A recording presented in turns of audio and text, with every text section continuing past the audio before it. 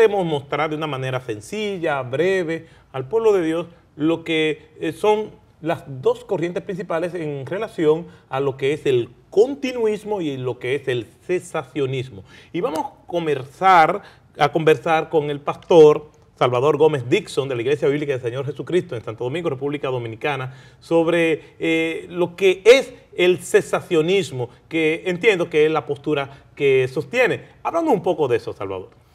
En primer lugar, gracias por la oportunidad y es verdad que es un gozo poder estar compartiendo con ustedes, de manera que yo no veo a mi hermano José como un contrincante, sino que somos compañeros de milicia realmente.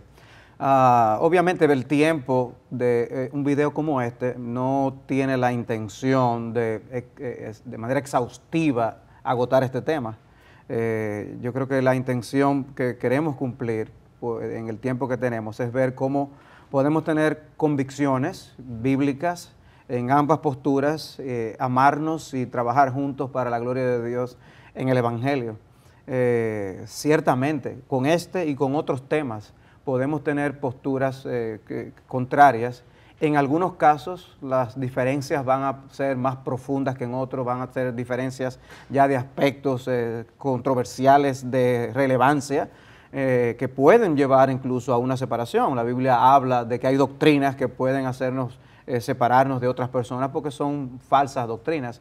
Gracias al Señor no estamos hablando de esto aquí, aunque en ambos campos puede haber manifestaciones o expresiones que pueden llevar a extremos estas posturas y provocar estos distanciamientos. No es de eso que estamos nosotros tratando. Y la actitud de las personas también. Iba a ese punto precisamente. A veces no es tanto un aspecto de las convicciones como de los personajes involucrados, el carácter que tengamos, la paciencia o tolerancia que manifestemos en la forma que tratamos nuestras diferencias. Bien dices tú en cuanto a la postura de nuestra congregación y mía personal del cesacionismo, y que planteamos básicamente que los dones que podemos dividir en dones ordinarios y extraordinarios, los dones extraordinarios que tengan que ver con profecías, sanaciones, dones de lenguas, son dones que cesaron en nuestra postura por el cumplimiento de sus propósitos, por los cuales Dios lo asignó a la iglesia primitiva por medio de su Espíritu Santo. Eso significa que nosotros creemos y sabemos que nuestros hermanos comparten la postura de que la Biblia es nuestra única regla y autoridad para nosotros llevar nuestra vida cristiana y llevar las normas de nuestras iglesias.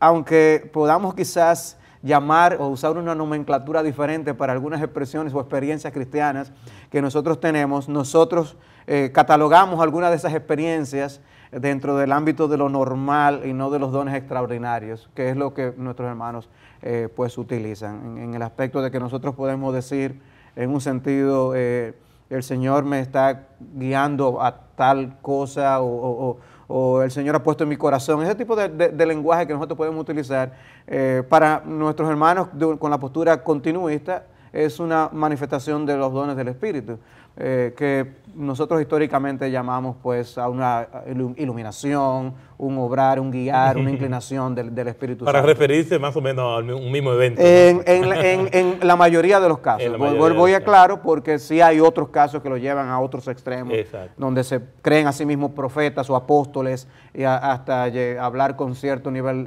de autoridad. Exacto. Son papas del evangelicalismo, si podemos así decirlo. Y en eso todos estamos de acuerdo que no es lo correcto. Si tuvieras que resumir, ¿cuáles son los puntos fuertes para sostener esta postura cesacionista?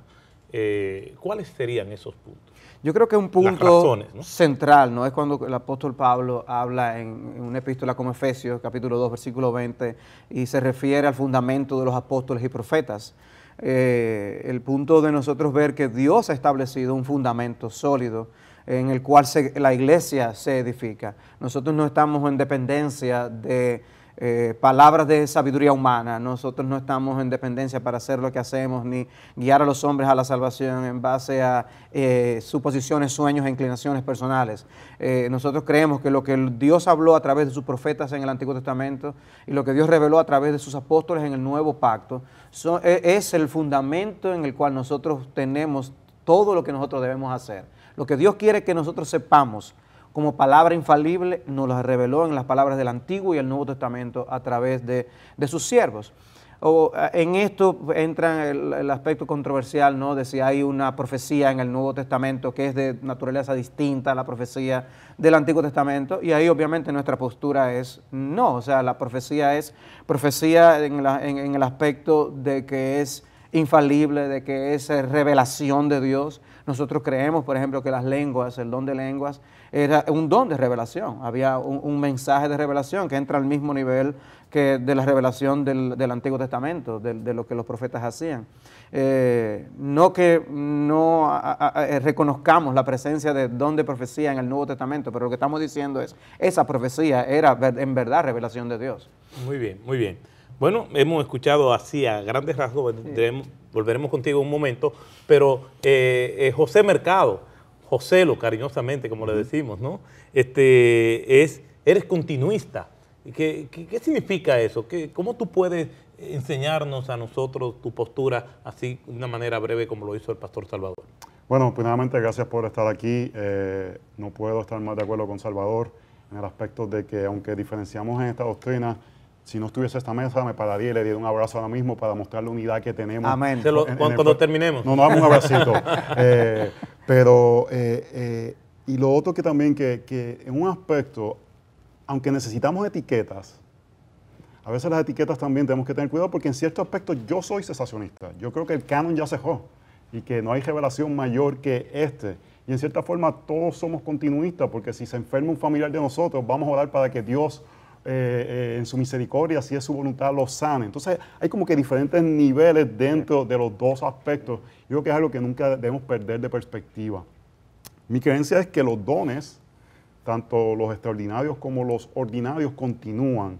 Yo creo que el pastor Salvador mencionó algo que en cierta forma la nomenclatura aquí tiene que ver, porque muchos amigos míos cesacionistas me dicen, yo siento del Señor, y yo le digo, para mí eso es un don de profecía, de la forma que yo veo la profecía nuevo testamental, porque yo veo que la profecía nuevo testamental es diferente a la profecía del Antiguo Testamento, porque es llamado a ser examinada en 1 Tesalonicenses 5 y en 1 Corintios capítulo 14. Hay un aspecto de examinarla que yo la veo como que puede ser algunas cosas desechadas, y si fuera revelación completa, no hubiese ese aspecto que presenta en 1 Tesalonicenses 5, toma y desecha lo que no sea de beneficio. Entonces creemos que todos los dones continúan. Lo que sí, yo quiero hacer claro, hay muchos creyentes continuistas que han caído en abuso del mismo. Y el extremo y el abuso, yo creo que muchas veces es lo que hace que nos sintamos como apartados de eso. Pero el mismo apóstol Pablo, en lugar de decirle a los corintios, dejen de hacer los dones, les digo, háganlos correctamente, de una forma siguiendo los parámetros bíblicos. Y nuestro deseo es poder ser continuistas dentro del parámetro que la Biblia nos da guianza, que podemos seguir los mismos. ¿Qué textos bíblicos tú pudieras usar para apoyar esta posición? Hay pudiéramos entrar a aspectos de teología bíblica, que en el Antiguo Testamento se inauguró con milagros, en el Nuevo Testamento se inauguró con milagros, y vemos milagros luego en el Antiguo Testamento y en el Nuevo Testamento. Pero ahí siempre podemos decir, back and forth. Hay un texto que en verdad para mí es crucial, y aunque no es un texto muy utilizado, es en 1 Corintios 1, capítulo 7, dice, de manera que nada os falta en ningún don. Y ahí está usando la palabra carisma, que es la misma palabra que utiliza para hablar de los diferentes dones. Le está diciendo a los corintios, antes de corregirle, que no les falte ningún don, y mira hasta cuándo, esperando ansiosamente la revelación de nuestro Señor Jesucristo. Y yo veo que ahí Pablo ata el uso de los dones con la revelación de nuestro Señor Jesucristo, con la venida de nuestro Señor Jesucristo. Y para mí es un texto que me ayuda a decir, ok, estos dones todavía funcionan. Yo creo que hay diferentes niveles, hay ciertas señales que los apóstoles tenían que yo creo que ya no se practican de esa forma. Pero este texto me dice, hasta que el Señor Jesucristo venga, todavía los dones espectaculares funcionan dentro de los parámetros bíblicos, como 1 Corintios 12, 13 y 14 nos muestra. ¿Hay aspectos dentro de la vida cristiana que pudieran justificarse para dar alguna brecha de que existe la posibilidad de que algunos dones estén vigentes? ¿Hay aspectos que pudieran verse así, situaciones de milagros, mover del Señor, que a veces nosotros no tenemos explicación. Dentro del punto de vista cesacionista, y cuando decimos de cesacionista para los amigos que nos están viendo y escuchando, es que los dones que consideramos extraordinarios ya cesaron, y continuismo que continúan. Entonces, ¿existe la posibilidad de que hay algunos aspectos de esta vida cristiana que pudiera dejar entrever eso? El hecho de ser cesacionista no elimina el hecho de que nosotros creemos en un Dios soberano. Tanto continuistas como cesacionistas creemos en un Dios soberano que tiene su propia autoridad para hacer cuanto Él quiere en el reino de los hombres, ya sea para mostrar su compasión, ya sea para emitir juicio, ya sea para salvación. Obviamente, ¿quién puede ponerle esos límites a Dios? Él obviamente nos da una revelación y nosotros entendemos que Él tiene sus propósitos, es un Dios de orden si estudiamos las Escrituras desde Génesis hasta Apocalipsis, podemos rastrear un hilo conector. Pero elimina el hecho de que nosotros digamos que ya Dios no está hablando a través de los hombres porque tenemos una revelación completa, que nosotros no podemos creer que Él interviene cuando oramos para que Él sane. Creemos en la exhortación a orar para que Dios sane a los enfermos. Lo que no estamos hablando es de que eso necesita un intermediario humano para que Dios lo haga. Dios sigue utilizando nuestras oraciones como el medio que Él escucha para actuar en muchas ocasiones. ¿O quién elimina que si Dios quiere obrar en medio de una tribu donde hay realmente pocos elementos de comunicación disponibles para Él soberanamente hacer una manifestación a una persona, ¿quién puede eliminar esto? Pero eso no es lo mismo que tener una teología continuista. Exacto. O sea, en ese aspecto tenemos que reconocer que Dios es Dios. Amén, amén. La misma pregunta para ti, Joselo, para ya cerrar. ¿Existe la posibilidad de que ante la escasez de evidencias sobrenaturales, como nosotros vemos en el Nuevo Testamento, decir, wow, pero el aspecto continuista cesacionista tiene sentido? Yo pienso como que algo ocurrió, y todos estamos de acuerdo en eso, en aquella época que no está ocurriendo ahora. ¿Qué puede ser? Sí, es evidente que el libro de los Hechos es un momento histórico, es un cambiar de lo que está sucediendo. Hay unas cosas que sucedieron en el libro de los Hechos que no debemos tener la expectativa que vamos a vivir en ese tipo de momento que estaba ocurriendo históricamente en la iglesia. Yo creo que ahí es donde ambos tenemos que mirar. Yo creo que mi llamado a los continuistas es: no vivamos dependiendo de experiencias, vivamos dependiendo de la palabra de Dios, y que nuestras experiencias estén sometidas a la palabra de Dios. Si mi experiencia no está sometida a la palabra de Dios, por buena que haya sido, por sentimientos que haya tenido, no es de Dios, porque tiene que estar sometida a la palabra de Dios.